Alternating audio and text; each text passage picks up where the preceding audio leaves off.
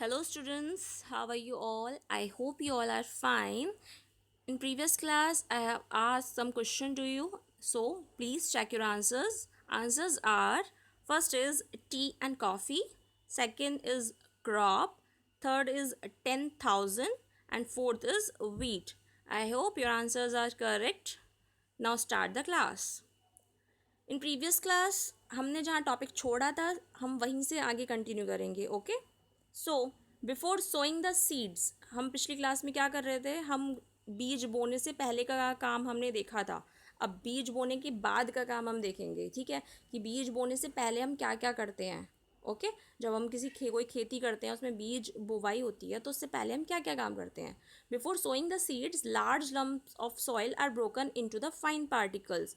बीज बोने से पहले हमें क्या करना चाहिए कि जो मिट्टी के लार्ज लम्प्स होते हैं जो डेली टाइप के होते हैं उन्हें हमें स्मॉल पार्टिकल्स में तोड़ लेना चाहिए the main agriculture implements use to do so are अब ऐसा काम करने के लिए ऐसा नहीं आप हाथ से लेके बैठ जाओगे आपको कुछ इम्प्लीमेंट्स कुछ औजार चाहिए होंगे सॉइल को ब्रोक करने के लिए दैट आर प्लाफ होई एंड कल्टिवेटर एंड लेवलर ठीक है ये कुछ इक्विपमेंट्स हैं जो आपको चाहिए होंगे ये क्या कहलाते हैं agricultural implements okay first is प्लफ अब प्लफ क्या होता है it may be made of would और आयरन ये या तो आपका वुड का बना होगा या फिर आपका आयरन का बना होगा it is drawn by bulls यानी कि ये बैलों के द्वारा हॉर्सेस घोड़े कैमल्स ऊँट के द्वारा आप इसको चलाते हो आपने मूवीज़ वगैरह में देखा होगा बैल के पीछे वो लगा होता है और एक आदमी उसे लेके खेतों में चल रहा होता है आई होप देखा होगा ये वही चीज़ है it has a strong triangular iron strip called प्लफ share इसके ऊपर जो पीछे हल टाइप का होता है प्लफ जो होता है वो कैसा होता है वो बहुत ज़्यादा स्ट्रॉन्ग और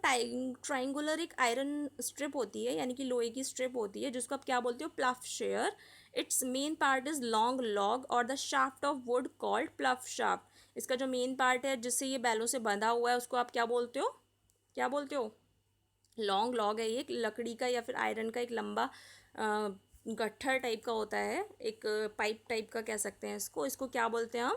प्लफ shaft one of its end is attach to a handle and the other end is attach to a beam एक आपका इसका हैंडल से अटैच होता है सेकंड आपका बीम जो बैलों के ऊपर रखा होता है बैल जिससे बंधे होते हैं कैप्टन बुल्स नेक और ये कहाँ रखा होता है बैलों के गर्दनों पे it requires a pair of bulls and a man to handle it अब आपको प्लफ जब यूज़ करना है फील्ड में तो आपको उसके लिए क्या चाहिए आपको पेयर ऑफ बुल्स चाहिए बैलों का जोड़ा चाहिए और उसके साथ एक आदमी चाहिए जो उस पूरे प्रोसेस को हैंडल कर सके अब बैलों को आप ऐसे ही छोड़ दोगे तो वो कहीं भी जाएंगी कैसे कुछ भी करेंगी और भाग जाएंगी तो आपको एक आदमी चाहिए जो उसको हैंडल कर सके ओके नेक्स्ट इज होई अब होई क्या होता है आपने फावड़ा सुना है फावड़ा देखा भी होगा यूज़ भी किया होगा ये वही है it is use for loosening of soil and removal of seeds यानी कि जो भी अनवांटेड प्लांट्स होते हैं उनको हटाने के लिए और सॉइल को लूज़ करने के लिए अब कहीं पे बहुत ज़्यादा गट्ठर सा हो गया आप फावड़े से उसे करते हो ना थोड़ा थोड़ा खोदते हो तो वो सॉइल लूज़ हो जाती है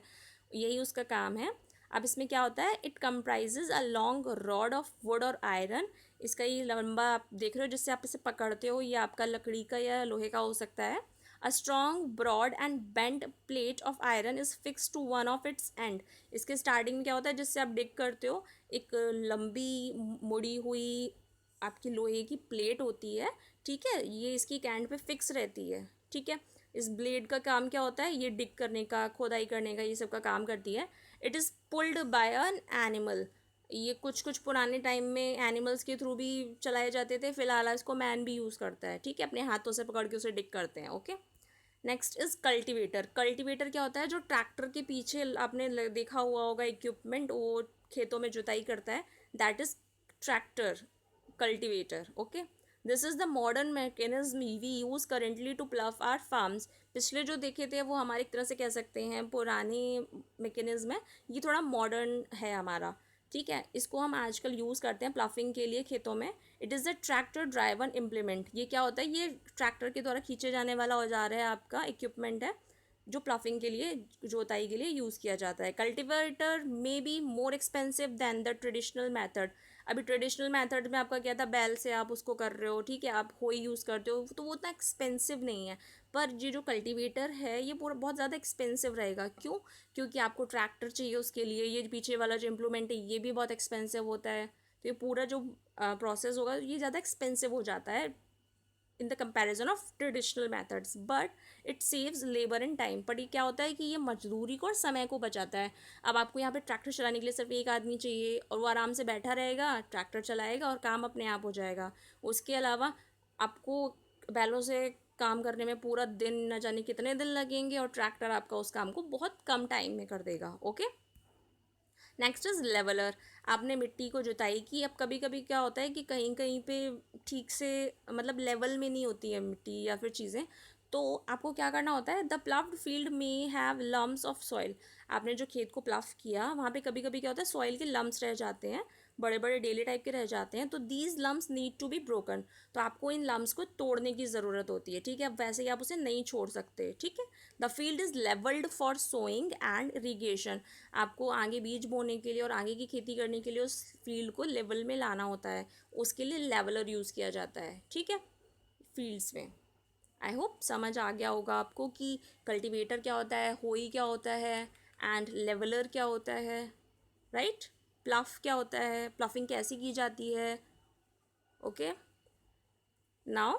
क्लास इज़ ओवर।